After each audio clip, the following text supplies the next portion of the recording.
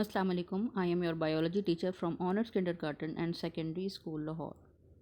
Welcome to my third online lecture of Class 9 Biology. And my topics are chapter number 6 Enzymes and chapter number 7 Bioenergetics. Now let us see what is in this chapter Enzymes. In chapter number 6 you will learn about enzymes, characteristic of enzymes, factors affecting the rate of enzyme action, mechanism of enzyme action and specificity of enzyme. Now, first of all, before learn about enzyme, we should learn that what is metabolism. The chemical reactions take place in animal and plant cell of biological organisms called as metabolism. ऐसे chemical reaction जो कि हमारी body में हर cell के अंदर होते रहते हैं और एनर्जी जिसकी वजह से हमें मिलती है उसको मेटाबॉलिज्म कहा जाता है. It is an energy using and energy releasing process. यानी इसके अंदर दो इस तरह के प्रोसेस हैं जिसमें एनर्जी इस्तेमाल भी होती है और एनर्जी रिलीज भी होती है. There are two types of metabolism. Anabolism which is energy giving process and catabolism which is an energy releasing or molecules are broken down. Anabolism. It is a synthesizing process.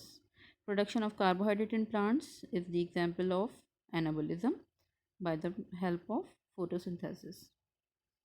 Catabolism. Complex organic molecules like carbohydrates, proteins and lipids are broken down to form simple molecules with the release of energy. Okay? इसमें मुख्तलिफ organic molecules break down होते हैं और फिर वो energy provide करते हैं.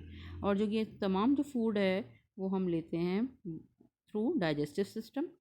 Digestion is the breakdown of larger food particle into small particle. After that, absorptions occur from the small intestine. Small particles are absorbed by small intestine, and then assimilation starts. Absorbed particle become a part of our body. It is digestive tract. Now, what are enzymes? Proteins which speed up chemical reactions. Basically, enzyme protein nature के होते हैं जो कि speed up करते हैं किसी भी chemical reaction को, यानी तेज़ी के साथ करवाते हैं. ये हर organism में ये processes होते हैं और हर cell के अंदर मौजूद होते हैं. What is an active site of enzyme? Enzyme हमेशा specific होते हैं अपनी active site पर. जिस जगह पर वो substrate अटैच होना होता है उस जगह को एक्टिव साइट कहते हैं of enzyme. What are the characteristic of enzyme? Enzymes speed up the metabolic pathways. आपको पता है कि हमारी सेल के अंदर मुख्तलिफ मेटाबॉलिज्म हो रहा है जैसे कि माइटोकॉन्ड्रिया के अंदर. उन तमाम को स्पीड अप करवाने के लिए प्रोटीन इन नेचर है. Act on its specific substrate and convert into product. यानी स्पेसिफिक साइट या एक्टिव साइट पर जाकर एक्ट करेगा और फिर उसकी प्रोडक्ट फॉर्म करवाए to form an substrate complex. Sometimes need को एंजाइम फॉर डिफरेंट रिएक्शन. बाज़ों का ऐसा होता है कि कुछ सबस्ट्रेट नहीं प्रॉपरली अटैच हो सकते हैं एंजाइम के साथ, तो उसके लिए को एंजाइम्स होते हैं जो कि उस मेथड को या इस प्रोसेस को आसानी के साथ करवा देते हैं और तेज़ी के साथ करवाते हैं. They play an important role in daily life. Look at this picture. It is describing the enzyme specificity. That enzyme active site substrate is attached here to form an enzyme substrate complex. These are coenzymes. These are basically apoenzymes. They attach with the coenzyme to form an conjugate enzyme and speed up the reactions.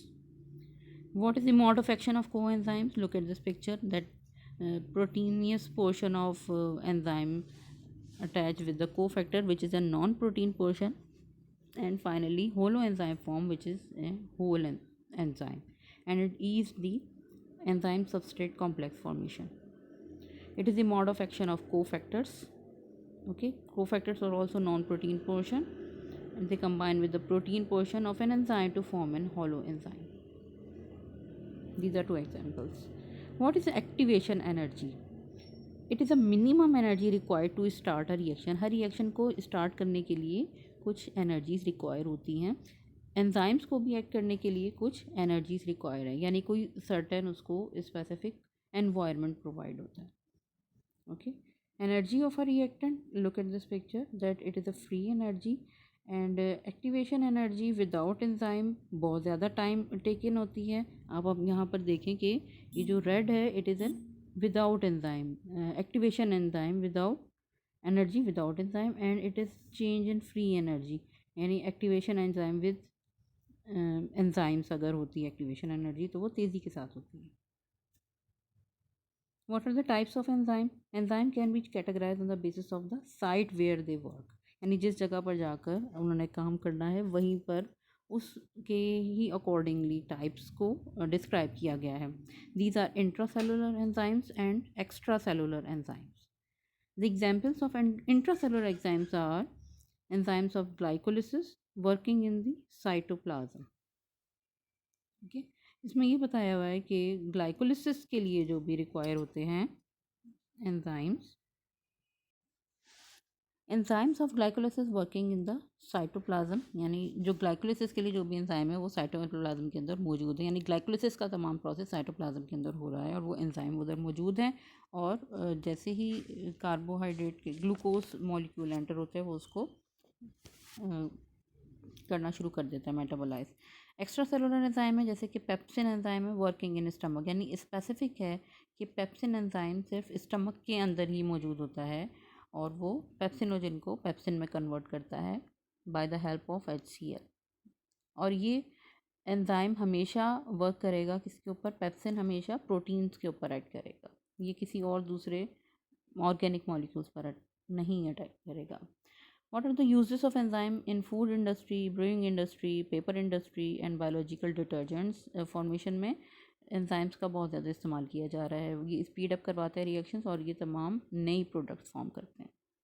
What are the factors affecting the rate of enzyme action? कुछ इस तरह के factors होते हैं जो कि enzyme को speed up करवाते हैं। Enzymes are very sensitive to the environment in their work. Factors are temperature, substrate concentration and pH. Temperature का इफेक्ट एंजाइम्स पर बहुत ज़्यादा होता है। It can change the rate of reaction. Heat energy causes more collision between enzymes and substrate, जैसे ही heat energy provide करती है तो मॉलिक्यूल्स तेज़ी के साथ मूव करते हैं और फिर उस तरह एंजाइम उसको तेज़ी के साथ स्पीड अप करवाते हैं। Enzyme denature at high temperature so rate falls rapidly, लेकिन अगर बहुत ज़्यादा टेम्परेचर हो जाए तो एंजाइम डीनेचर हो जाते हैं या फिर ख़त्म हो जाते हैं, अपनी उनका स्ट्रक्चर ख़त्म हो जाता है। ओके, एक ऑप्टिमम टेम्परेचर रिक्वायर होता है जो कि मिलता जुलता है किससे? ह्यूमन बींग के टेम्परेचर से, दैट इज़ 37 डिग्री सेंटीग्रेड पर, जिस पर एंजाइम एक्ट करता है। अगर इससे ज़्यादा टेम्परेचर हो जाए तो एंजाइम एक्ट नहीं करेगा। सबस्ट्रेट कंसंट्रेशन, यानी कितना सबस्ट्रेट अटैच होना है एंजाइम के साथ या एंजाइम ने कितने सबस्ट्रेट के ऊपर ऐड करना है, ये भी डिपेंड करता है। अगर बहुत ज़्यादा कंसंट्रेशन होगी सबस्ट्रेट की तो एंजाइम उनको नहीं कर सकेगा, स्पीड अप रिएक्शन नहीं करवा सकेगा, इसलिए उसके एक्यूरेट कंसंट्रेशन होना ज़रूरी है। पीएच का बहुत ज़्यादा इफेक्ट होता है, एसिडिटी और alkalinity of any substance. Okay, look at this picture. Pepsin, pepsin जो है वो हमेशा HCl की मौजूदगी में ही एक्ट करता है ऑन प्रोटीन। स्लाइवरी एमाइलेज है जो कि अल्कलाइन नेचर है और ये हमारे माउथ है उसके अंदर एक्ट करेगा कार्बोहाइड्रेट्स के ऊपर। ओके, और ट्रिप्सिन जो है वो मौजूद है जो कि स्पेसिफिकली हमारा जो गॉल ब्लैडर है और पेनक्रियास है वहाँ से रिलीज़ होता है और फिर इसको भी जो रिक्वायर होता है वो environment that is alkaline. mechanism of enzyme action, active site, look at this, that substrate and active site they combine to form a enzyme substrate complex, okay, and the product is formed and that product is hence released. It is a lock and key model. According to this that enzyme act on their specific site और उसका enzyme का एक specific shape होता है जिसके साथ जाकर attach होती है। It is called the lock and की मॉडल। इंड्यूस फिट मॉडल में एंजाइम अपनी जो शेप है उसको चेंज कर सकता है और फिर उसके बाद वो सबस्ट्रेट के ऊपर ऐड करके प्रोडक्ट फॉर्म करवाएगा नहीं। There are certain inhibitor of enzyme action जो कि इनहिबिट करवाते हैं एंजाइम एक्शन को, एंजाइम के साथ अटैच हो जाएंगे जिस जगह पर एक्टिव साइट्स पर, और फिर उसके बाद सबस्ट्रेट को अटैच नहीं होने देंगे। ओके, कुछ ऐसे होते हैं जो कि कॉम्पिटिटिव इनहिबिटर होते हैं जो कि डायरेक्ट एक्टिव साइट पर जाकर अटैच होते हैं, और कुछ नॉन कॉम्पिटिटिव इनहिबिटर्स होते हैं जो कि एंजाइम्स के किसी भी पोर्शन पर जाकर एक्ट करते हैं और फिर एंजाइम को सबस्ट्रेट के साथ अटैच नहीं होने देते। Now look at this. These are key point of this chapter. That different chemical reactions occur in body called metabolism. हमारी बॉडी मुख्तलिफ केमिकल रिएक्शन हो रहे हैं हर सेल के अंदर, उसको मेटाबॉलिज्म कहा गया। Anabolism and catabolism are their types. Enzyme work as catalyst in biological reaction, यानी स्पीड अप करवाता है रिएक्शंस को। Specificity of enzyme is due to the geometric shape of the active site. आपने अभी देखा कि एक्टिव साइट की कुछ स्पेसिफिक शेप्स होती है और उसी की वजह से वो किसी भी सबस्ट्रेट के साथ अटैच हो सकती है। Okay, now you should pause this video and learn all the slides again. We'll start our new chapter, that is chapter number 7, bioenergetics. Now in this chapter you will learn about bioenergetics and the role of ATP, role and mechanism of photosynthesis, and mechanism and types of respiration. Now first of all, what is bioenergetics? It is the study of energy relationship and energy transformation in living organism. Okay, आपने पहले discuss किया metabolism, जिसमें energy produce हो रही है, use हो रही है मुख्तलिफ केमिकल रिएक्शन में। एंजाइम है जो कि उसको परफॉर्म करवा रहे हैं, स्पीड अप करवा रहे हैं रिएक्शंस को। अब देखते हैं कि एनर्जी का रिलेशनशिप, एनर्जी ट्रांसफॉर्म हो रही है from one category to another in living organism, और वो जो है एनर्जी ट्रांसफॉर्म हो रही है in the form of their ATP, NADP। Organism obtain energy by metabolism, the food they eat. हमने देखा कि डाइजेस्टिव ट्रैक्ट के थ्रू हम जो फूड ले रहे हैं वो डाइजेस्ट हो रहा है, एब्जॉर्ब हो रहा है, और फिर वो एसिमिलेट हो रहा है, become a part of our body.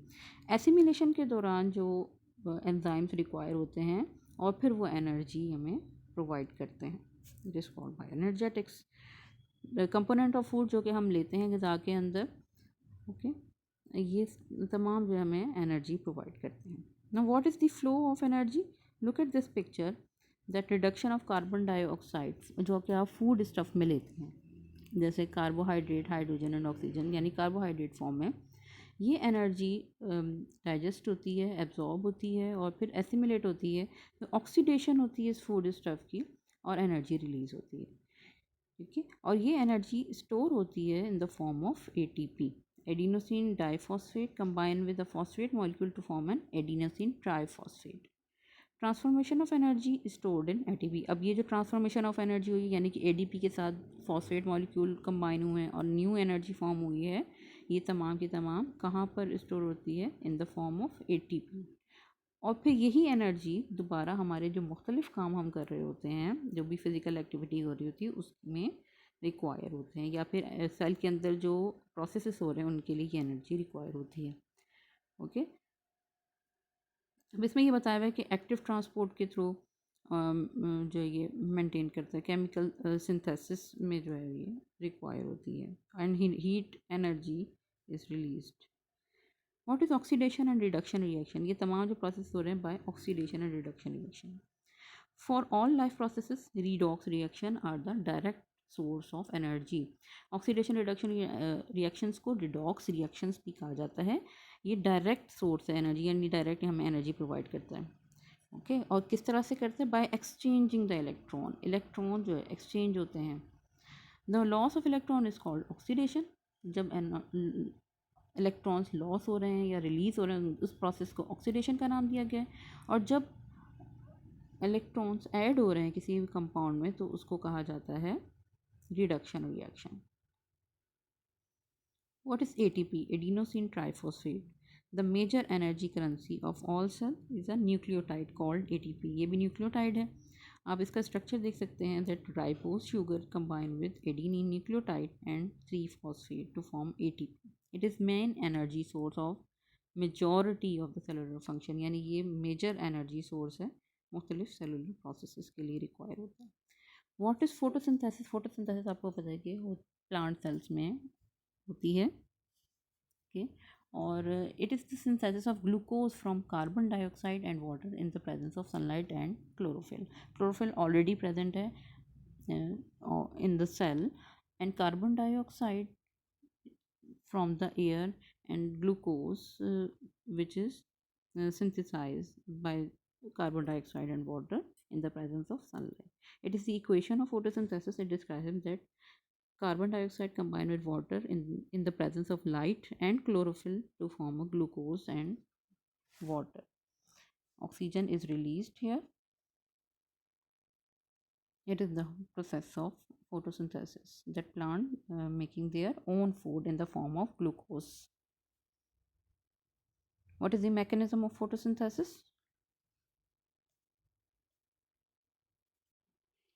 Mechanism of photosynthesis occurs in two phases. During first phase, light energy is captured and it is used to make high energy molecule ATP and NADPH.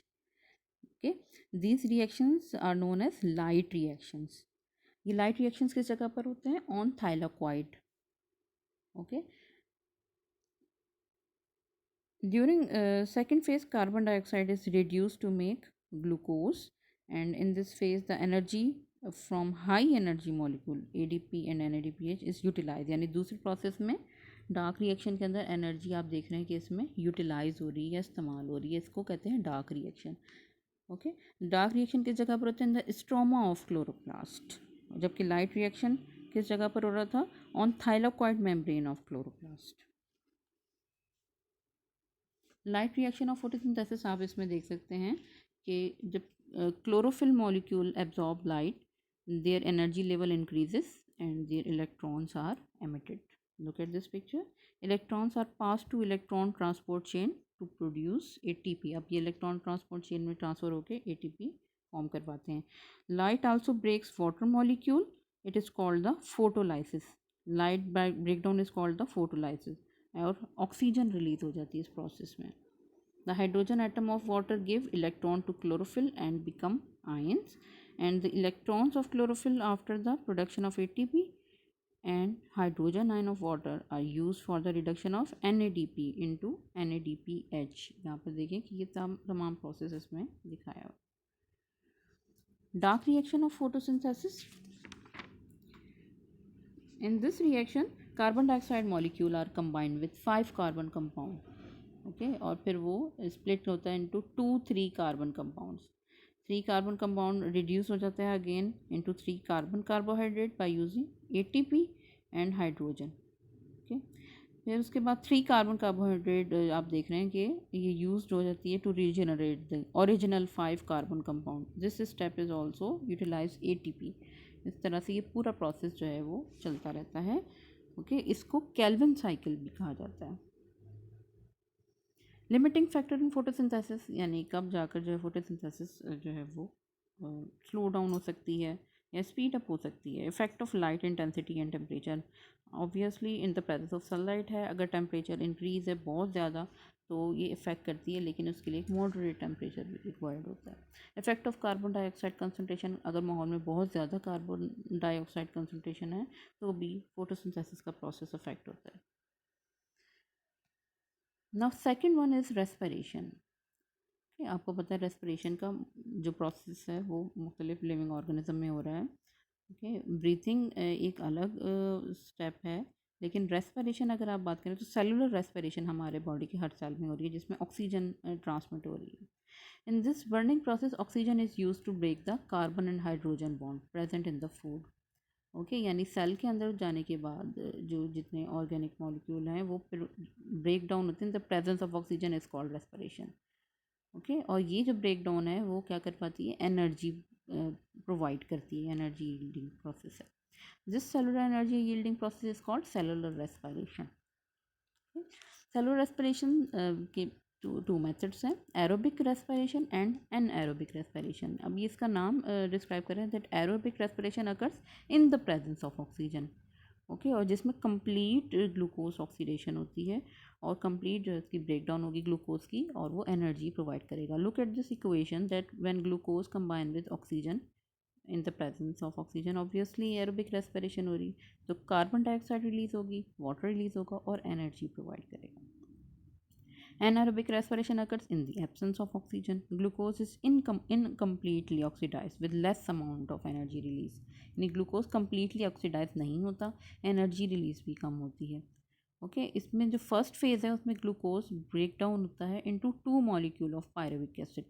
Okay आपने पहले देखा था कि उसमें aerobic anaerobic combine होके इसमें 2 pyruvic acid form होती है, और सेकंड फेज में पायरुविक एसिड ट्रांसफॉर्म होगी इनटू इथाइल अल्कोहल और lactic acid. Look at this equation that pyruvic acid is converted into ethyl alcohol, okay, and second one pyruvic acid is again also convert into a lactic acid.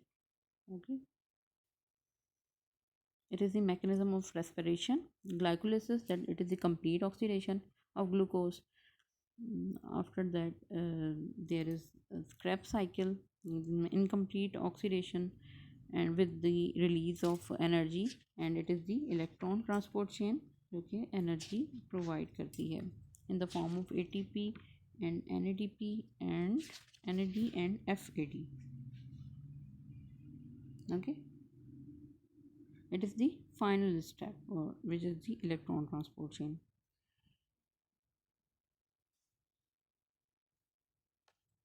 In glycolysis it occurred in cytoplasm and oxygen is not involved in this stage, that is why it occurred in both type of respiration. यानी glycolysis की ज़रूरी नहीं है, इसलिए दोनों तरह की respiration aerobic as well as anaerobic respiration में होती है, और फिर ये ग्लूकोज 2 पायरुविक एसिड फॉर्म करवाती है।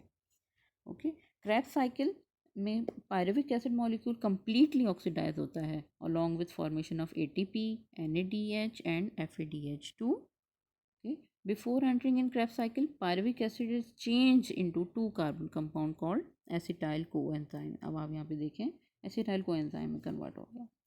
Electron transport chain is the final step of cellular respiration. It is the transfer of electron on an electron transport chain. इस step में क्या होता है, NADH और FADH रिलीज करता है इलेक्ट्रॉन और हाइड्रोजन आयन, और यही electron are taken by a series of electron carriers, and electron move through the series of electron carriers, they lose energy. Okay, and this energy is utilized to form ATP. Understand? It is the energy chart of respiration. According to this it is also called as the energy budget of respiration. Each NADH produce 3 ATP in electron transport chain। यानी कहाँ से ये release हुआ है, सबसे पहले NADH 3 ATP release करवाता है। NADH generate in glycolysis give 2 ATP because 1 ATP is spent to transported across the mitochondrial membrane. Okay, each FADH2 produce 2 ATP। FADH2 2 ATP दे सकता है, और आपने देखा कि NADH 3 ATP दे सकता है। ओके और टोटल आउटपुट ATP जो है वो अगर आप कैलकुलेट करें डेटा से, oxidation of a glucose molecule 2 ATP release करवा रहा है। ओके और उसके बाद आप देखें कि पायरुविक एसिड फॉर्मेशन है और एसिटाइल कोएंजाइम है, ये किस तरह से क्रेब्स साइकिल के दौरान 6 NADH या 2 FADH2 रिलीज़ करवाता है। ओके और 1 NADH is equal to 3 ATP, और इस तरह से जो है वो टोटल जो है 36 ATP रिलीज़ करवाता है after complete oxidation. What is the difference between photosynthesis and respiration? Metabolism photosynthesis में एनाबॉलिज्म प्रोसेस है, यानी खुद से जो है वो प्रोड्यूस करवा रहे हैं glucose. Respiration is a catabolism process है जो कि ऑर्गेनिक मॉलिक्यूल्स को ब्रेक डाउन करवाने के बाद रिलीज़ हो रहा है। Energy investment of light energy to store in a form of bond energy. In photosynthesis में लाइट एनर्जी रिक्वायर है, जबकि रेस्पिरेशन में chemical energy in the form of ATP required है। Some bacteria and algae plant इनमें photosynthesis होती है, जबकि respiration तमाम ऑर्गेनिज्म में होती है। किस जगह पर हो रही है फोटोसिंथेसिस? इन क्लोरोप्लास्ट स्पेसिफिकली रिक्वायर होता है, और रेस्पिरेशन साइटोप्लाज्म और माइटोकॉन्ड्रिया में कहीं भी हो सकती है। ओके, फोटोसिंथेसिस हमेशा दिन के टाइम पे होगी in the presence of sunlight, और रेस्पिरेशन हमेशा होती चली जाती है. What is the difference between aerobic and anaerobic respiration? Aerobic respiration require oxygen, whereas anaerobic respiration does not require oxygen. Number of ATP uh, are used are released are 36 ATPs. Anaerobic respiration में only 2 ATPs are formed. Final product of aerobic respiration are carbon dioxide and water, and final product of anaerobic respiration are lactic acid or ethanol and carbon dioxide. Okay, वो absence of oxygen में हो रही है. Site of occurrence of aerobic respiration और glycolysis in cytoplasm. So glycolysis cytoplasm में होगी.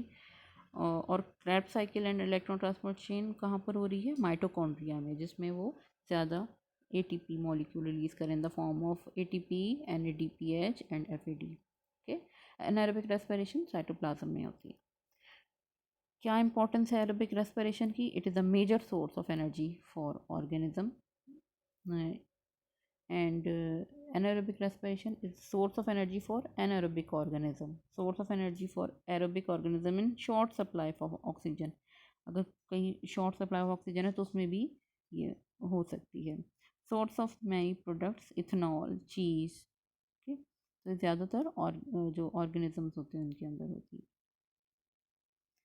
What are the key points of this chapter? Plants, photosynthetic bacteria and algae prepare their own food by the process of photosynthesis. वो अपना खुद से food form करवाते हैं. Animal get the prepared food. A living cell exhibit ceaseless chemical activities. Living cells में हमेशा ना ख़त्म होने वाली केमिकल एक्टिविटीज़ होती चली जाती, जिसकी वजह से एनर्जी रिलीज़ होती है. Energy liberating during these reactions and also use by the cell processes. इसमें जो भी एनर्जी फॉर्म हो रही है वो मुख्तलिफ बॉडी के फंक्शंस में इस्तेमाल होती है. इन living organism energy exist in two forms called potential energy and kinetic energy. Living organism में दो तरह की एनर्जी एग्जिस्ट करती है. पोटेंशियल एनर्जी वो जो कि अभी वर्किंग में नहीं है और एग्जिस्ट करती है, जबकि काइनेटिक एनर्जी जो कि वर्किंग में है और वो एनर्जी रिलीज़ कर रही है. ठीक है. Now your chapter is complete. Now book work, complete your book work and match the answers with the textbook. Okay, look at page number 137 and 138 for chapter number bioenergetics, and chapter number and for chapter number 6, it is on page number 115 and 116. For more information you should visit these sites. That's all from my side. Thanks for watching.